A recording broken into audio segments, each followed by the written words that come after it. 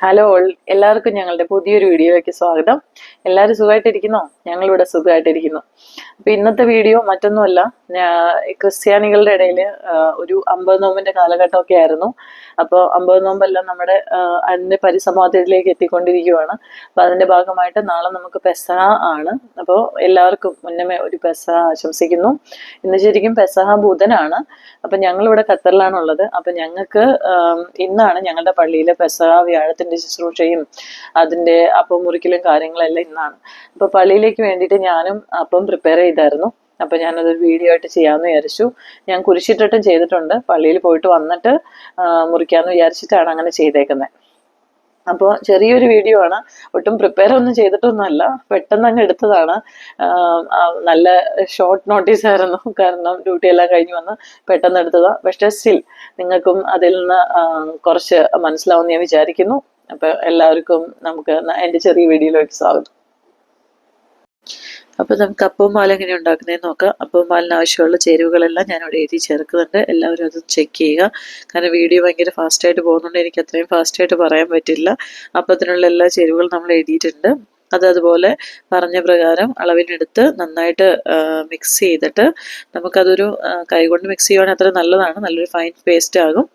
അപ്പോൾ വെള്ളം ഒത്തിരി ആകരുത്, അതാണ് ഏറ്റവും ഇമ്പോർട്ടൻറ്റ്. ഒത്തിരി ഡ്രൈ ആവാനും പാടില്ല, ഒത്തിരി വെള്ളം ആവാനും പാടില്ല. ഏകദേശം ഈ ഒരു കൺസിസ്റ്റൻസിയിൽ അതിരിക്കും.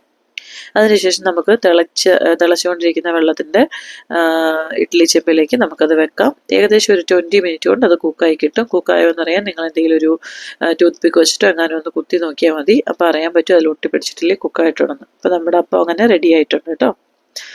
അടുത്ത് നമുക്ക് പാൽ എങ്ങനെയാണെന്ന് നോക്കാം. പാലിനുള്ള ചേരുവകളെല്ലാം ഞാൻ ഇതുപോലെ പറഞ്ഞിട്ടുണ്ട്. അപ്പോൾ നമ്മുടെ അരിപ്പൊടിയാണ്, നമ്മുടെ ശർക്കര പാവ് കാച്ചിയെടുത്ത് 150 ഗ്രാം ഉണ്ട്, നമ്മുടെ ഒന്നാം പാല്, രണ്ടാം പാല്, നമ്മുടെ ജീരകം, ഏലക്ക, പിന്നെ നമ്മുടെ ചുക്ക്, ഇതെല്ലാം പൊടിച്ചെടുത്തിട്ടുള്ളതാണ്. ആവശ്യത്തിന് ഉപ്പ്, രണ്ടിനും ആവശ്യത്തിന് ഉപ്പ് ചേർക്കാൻ മറക്കരുത്.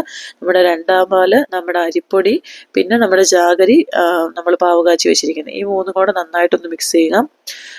വേണമെങ്കിൽ തുടക്കത്തിൽ ഉപ്പ് ചേർക്കാം, അല്ലെങ്കിൽ ലാസ്റ്റിൽ ഉപ്പ് ചേർത്താലും കുഴപ്പമില്ല. ഞാൻ ചെറുതായിട്ട് ഉപ്പ് ചേർത്തായിരുന്നു. അതിനുശേഷം എന്താ പറയുക, അത് നന്നായിട്ടൊന്ന് ബോയിൽ ആവാനായിട്ട് അനുവദിക്കുക. അത് നന്നായിട്ട് ബോയിൽ ആയതിനു ശേഷം നമ്മുടെ ഒന്നാം പാൽ ചേർത്ത് നമ്മുടെ ഫ്ലേവേഴ്സ് എല്ലാം മിക്സ് ചെയ്ത് നന്നായിട്ടൊന്ന് മിക്സ് ചെയ്യാം. അതിനുശേഷം ഒന്നാം പാൽ ചേർത്തതിന് ശേഷം ഒരിക്കലും തിളയ്ക്കാൻ സമ്മതിക്കരുത്. നന്നായിട്ടൊന്ന് ചൂടായതിനു ശേഷം നമുക്ക് വാങ്ങാവുന്നതാണ്. ഈ സമയത്ത് നമുക്ക് സോൾട്ടൊന്നും ആക്ച്വലി പെസഹയ്ക്ക് ഉണ്ടാക്കുന്നതിന് നോക്കാൻ പാടില്ല. അപ്പോൾ അങ്ങനെ കുറിച്ച്. So once again happy Pesaha. Thank you for watching. Bye bye, take care.